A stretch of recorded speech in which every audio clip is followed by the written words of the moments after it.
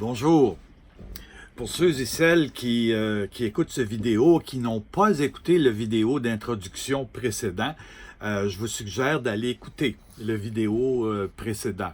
En tout cas, pour ceux qui restent devant leur appareil, je vais commencer à expliquer une méthode qui est inspirée.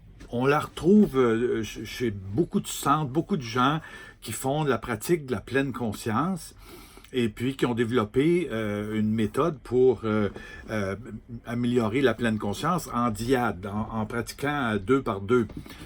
Et cette méthode-là, c'est pourquoi je pense qu'elle peut, je l'ai pratiquée moi-même, elle peut s'appliquer de façon très intéressante aux couples. Et là, je la présente dans le cadre, comme j'ai dit dans mon dernier vidéo, de couples qui sont aux prises avec des impasses durables. Alors, des impasses durables, ça veut dire qu'un voudrait que l'autre change tel comportement. L'autre dit, c'est pas normal que tu me demandes ça, c'est toi qui as un problème. Et là, on est pris dans une impasse durable qui peut durer des années. Alors, ce que je suggère, je vous explique la méthode maintenant, comme je vous dis, qui est inspirée de la pratique de la pleine conscience. Alors, je vous suggère de vous placer un en face de l'autre. Et la règle de base, c'est que là, chacun va parler 5 minutes de temps. Mais la règle de base, c'est que quand un parle, l'autre doit être une personne qui écoute de façon totalement ouverte, sans qu'il y ait aucun préjugé, aucun désir de changement, aucun désir d'intervenir. C'est strictement de l'écoute pure. Alors, à ce moment-là, vous regardez le partenaire dans les yeux, et puis, même si le partenaire répète des choses que vous croyez fausses, mauvaises, etc., non, on devient comme une feuille blanche et on laisse l'autre personne parler sans aucune intervention dans notre tête, n'importe quoi. Alors, ça veut dire qu'on regarde la personne dans les yeux, comme ça. Et c'est tout ce qu'on fait pendant que la personne parle. Et là, on essaie d'éviter de se lancer dans des pensées, dans des interprétations. On essaie d'éviter de préparer notre prochaine intervention. On est une feuille blanche et on regarde l'autre personne dans les yeux. Alors, c'est comme si on laisse l'autre personne totalement libre d'occuper tout le champ, tout l'espace pendant 5 minutes. Et là, comment on procède, c'est que chacun s'entend sur le côté de soi dont on aimerait prendre conscience, dont on voudrait changer. On voudrait arriver à une autre compréhension. Comme j'ai dit dans le dernier vidéo, on veut dépasser les connaissances habituelles qu'on a de soi-même pour atteindre une nouvelle intuition. On veut passer de la chandelle à l'ampoule électrique, mais on n'a aucune idée de l'ampoule électrique. Alors, on veut atteindre quelque chose dont on n'a aucune idée. Alors, c'est dans cette disposition-là qu'on se place. Alors, supposons que je prends l'exemple de la personne qui est sarcastique puis que de l'autre qui est susceptible, selon l'un et l'autre. Alors, la personne qui est sarcastique, qu'on accuse d'être sarcastique ou qui admet qu'il est sarcastique, alors là, la personne qui va l'écouter lui pose la question, fais l'expérience d'être sarcastique et communique-la moi. Une fois que vous avez posé cette question-là, vous devenez comme ça. Une feuille blanche, on regarde l'autre dans les yeux et c'est tout. Et là, pendant 5 minutes, la personne fait l'expérience d'être sarcastique et communique son expérience. Alors là, n'importe quoi peut arriver. On peut parler du ressenti, on peut parler de comment on se sent, on peut parler de comment on se voit, on peut parler de qu'est-ce que ça nous dit, d'où ça vient, quelle expérience qu'on vit dans ce temps-là.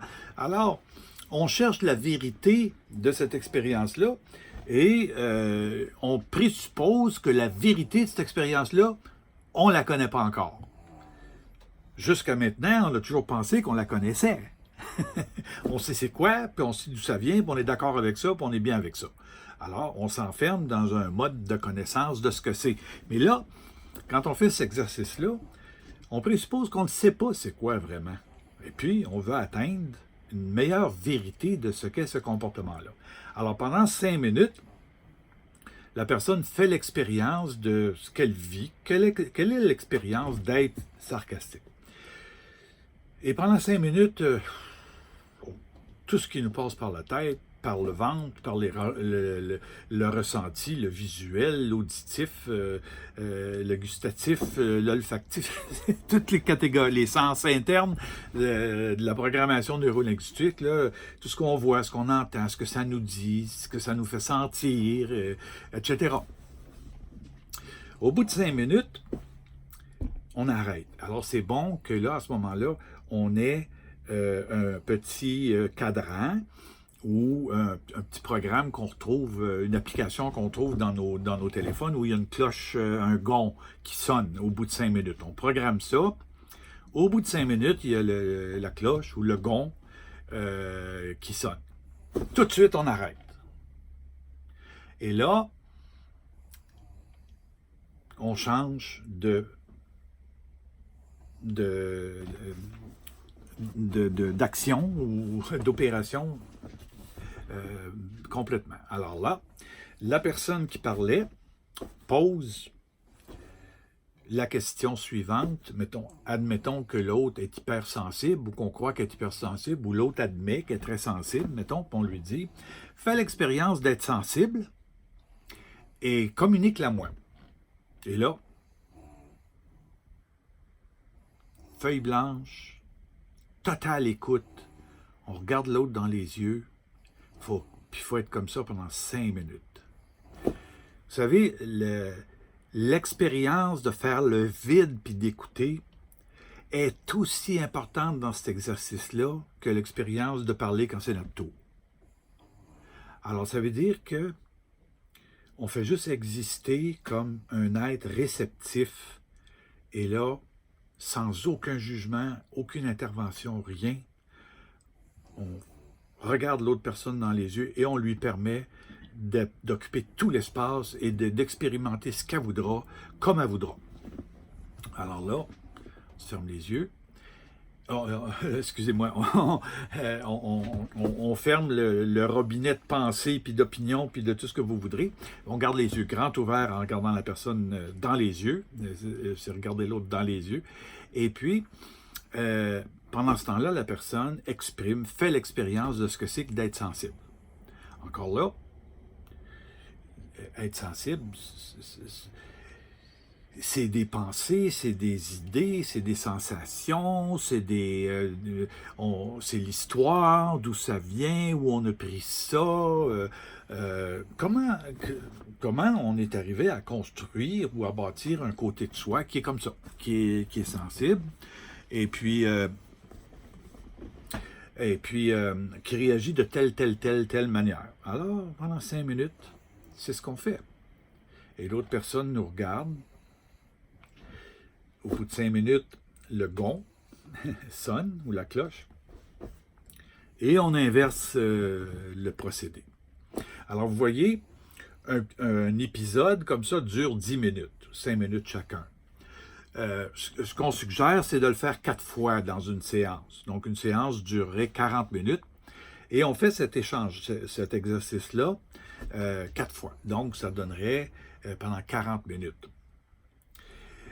Il est à gager, je gagerais, mais ce n'est pas toujours le cas, qu'au bout de 40 minutes, on n'est pas arrivé encore à une nouvelle intuition de comment voir ou comment comprendre ou comment vivre d'une façon très différente cette expérience-là.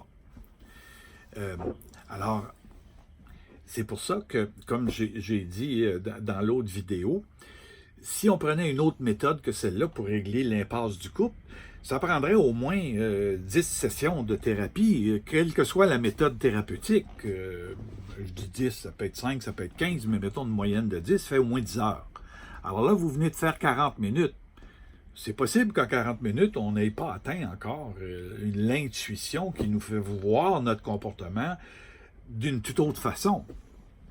Alors, C'est pourquoi, une fois qu'on a fait 40 minutes, on arrête, on est fatigué, on passe à l'autre chose, mais on se donne un rendez-vous pour leur faire un autre 40 minutes. C'est à vous à décider du rythme. Ça peut être à chaque semaine, à chaque 2 jours, à chaque 3 jours, mais peu importe.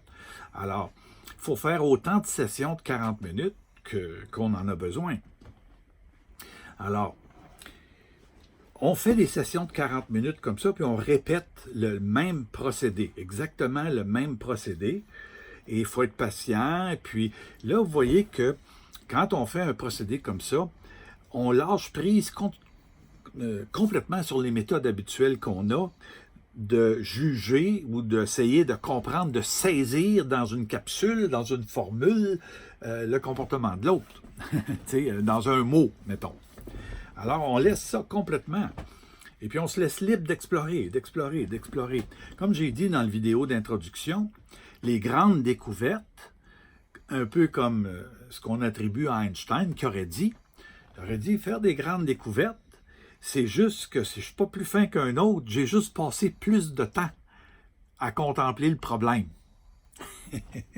Alors voilà, ce qu'on attend d'avoir, ce qu'on essaie d'obtenir, c'est à force de passer beaucoup, beaucoup de temps, de méditer, d'être conscient, de contempler, ça veut tout dire la même chose. Méditer, être conscient, contempler, c'est augmenter notre présence à ce problème-là, notre conscience de ce problème-là. Et puis, jusqu'à temps qu'on fasse une invention, une découverte, qu'on ait une intuition de ce que c'est, mais vu d'une complètement toute autre façon. Alors, de 40 minutes en 40 minutes, on n'essaye pas d'avoir un résultat là, maintenant, mais faisons confiance au processus. Ce qui peut arriver, c'est que, mettons que personne, aucun des deux, au bout de 10 sessions, 5, 10, selon ce que vous voudrez, on n'arrive pas, une personne n'arrive pas à une nouvelle intuition, à comprendre ça différemment, d'une façon vraiment nouvelle. Mais on peut passer quelques sessions de 40 minutes à dire tout simplement, je ne sais pas c'est quoi. J'ai tout épuisé, là, j'ai aucune idée nouvelle sur qu'est-ce que c'est que ce comportement sarcastique-là. J'ai aucune idée nouvelle sur comment comprendre mon côté sensible ou n'importe quoi d'autre. Et on peut passer des 40 minutes à se dire, je le sais pas, je le sais plus. J'admets que ma tête, mon cerveau, ne me fournit pas d'autres approches. Comme je l'ai dit dans mon livre, le cerveau est bon pour trouver des solutions pour la survie. Mais quand il s'agit de la vérité, ça ne l'intéresse pas pantoute. Le cerveau n'a aucune idée de c'est quoi la vérité. Le cerveau réagit pour la survie, c'est un organe. Alors, là, on procède au niveau de la conscience, puis on cherche quelle est la vérité, qu'est-ce que c'est réellement ce comportement-là. Et ça peut arriver que donc notre cerveau est épuisé, et puis c'est bon signe. À ce moment-là, on reste, je ne le sais plus, j'attends. Et on peut passer 5 minutes, la personne nous demande, fais l'expérience d'être sarcastique et communique-la moi.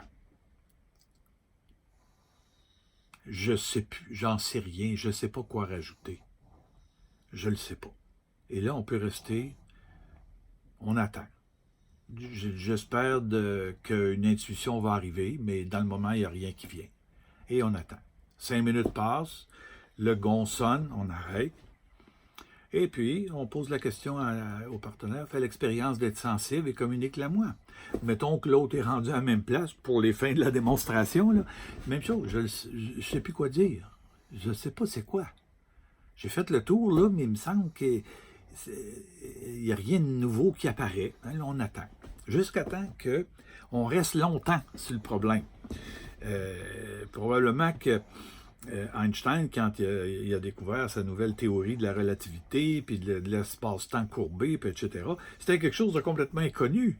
Alors, il a fallu qu'il fasse le vide, puis qu'il laisse la place à quelque chose d'inconnu d'arriver. Alors, c'est la même chose. Si un ou l'autre a une intuition extraordinaire, puis finit par comprendre d'une nouvelle façon qu'est-ce que c'est que ce comportement de sarcasme-là. Puis là, la personne le voit sous un angle qu'elle n'avait jamais vu auparavant. Elle le comprend d'une toute autre façon. C'est comme s'il y a un autre contexte de compréhension qui apparaît. Et dans ce nouveau contexte complètement, le comportement en question apparaît sous un tout autre angle. Là, on vient de faire une expérience de vérité sur soi-même. On vient d'accéder à quelque chose qui nous apparaît tout à fait vrai dans un contexte auquel on n'avait jamais pensé. Alors là, si ça arrive, à ce moment-là, tout de suite, il y a un changement de comportement qui va s'enclencher. Parce que le comportement n'est plus le même, il apparaît sous un tout autre contexte. Faites l'expérience et puis vous verrez. Maintenant, si aucun des deux ou une personne des deux n'arrive pas à aucune intuition nouvelle, tout le travail qui a été fait va apporter des changements immanquablement. Pourquoi? Parce qu'on a appris à se relier à une expérience qu'on a d'une toute autre façon quand même. C'est comme si la méthode est complètement nouvelle et juste de rester calme, d'écouter, d'essayer de comprendre toutes les parties qui sont impliquées dans quelque chose, va produire des fruits, ça produit un changement. Alors peut-être que le comportement, on n'aura pas atteint la vérité complète, on ne l'aura pas compris complètement, mais il va avoir été affecté par le travail qu'on aura fait. Et éventuellement, 6 mois plus tard ou 1 an plus tard, on pourra recommencer le processus pour atteindre la vérité là-dessus. Alors, je vous présente comme cette méthode-là.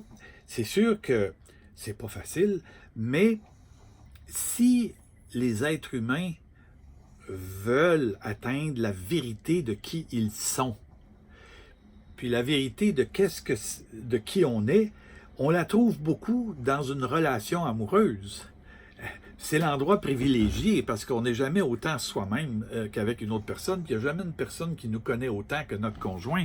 Alors à ce moment-là, c'est un endroit idéal pour atteindre la vérité de l'être humain et il faut comme accepter dans cette démarche-là que la vérité, on ne l'a pas. On a une vérité connue à travers les dialogues internes qu'on a, à partir des références de langage qu'on a appris dans notre milieu. Ça, on a cette vérité-là qui est connue, mais c'est une vérité partielle.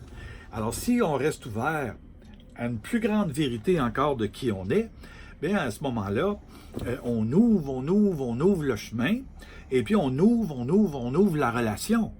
C'est comme si on ne s'enferme plus dans une définition que j'ai de l'autre, l'autre a une définition de moi, puis on est pris d'une impasse. Il n'y a rien de plus désagréable que ça.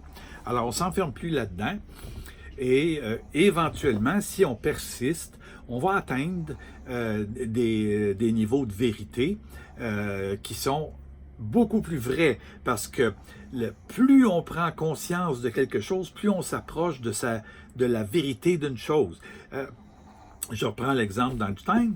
Il est resté longtemps sur un problème de la gravité, puis la relativité, des théories de Newton. Alors, il est resté longtemps là-dedans. Et puis, mais la vérité qu'il a découvert, la notion d'un espace-temps courbé, dans lequel il n'y a aucun point de vue qui est absolu. Donc, on ne peut pas se situer à l'extérieur puis regarder la réalité comme ça. Non, parce que n'importe quel endroit a un point de vue relatif. Alors, en ayant découvert ça, ben, tout ce qu'on découvre depuis 100 ans, depuis qu'Einstein a trouvé ça, c'est que toutes les théories qu'il a émises se prouvent vraies. C'est plus vrai que l'ancienne théorie. Alors, plus on prend conscience de notre vérité, on est de plus en plus proche de la vérité. Alors, disons que cet exercice-là que je vous propose, je le sais qui est exigeant, qui est difficile, Mais pour les impasses, encrassées, incrustées, puis qui ne s'enlèvent pas, de toute façon, on n'a pas le choix. Si on va en thérapie, ça va durer longtemps. Ça ne sera pas si facile que ça. Euh, alors, de toute façon, on n'a pas le choix de se lancer dans un exercice qui va nous sortir de là. Et c'est un exercice qui peut prendre plusieurs heures, donc réparti sur plusieurs semaines. Alors voilà la proposition que je vous fais.